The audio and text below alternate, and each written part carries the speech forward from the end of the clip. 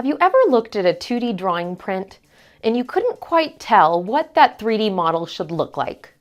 You're trying to piece together in your head what this is supposed to be, but with complex designs, this can lead to misinterpretations, which results in expensive mistakes. Typically, you design a model in 3D. This is the what you're going to manufacture. Then using that 3D model, you create a 2D drawing, and that includes dimensions, tolerances, and other manufacturing data. This is the how you're going to manufacture it. So you're creating a model in 3D, to interpret it in 2D, to have it built in 3D. We've been doing this for years, but what if there's a better way? Model-based definition is a modern approach to bridging this gap. Solidworks Mbd allows you to place dimensions, tolerances, and annotations directly on your 3D model.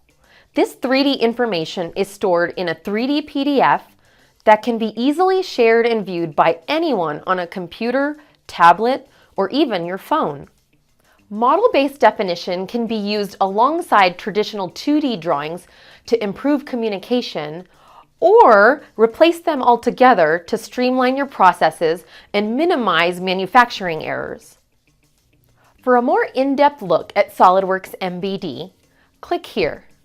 If you're ready to see how SolidWorks Mbd can help you simplify your workflow and help you avoid costly errors, please contact us at GoEngineer.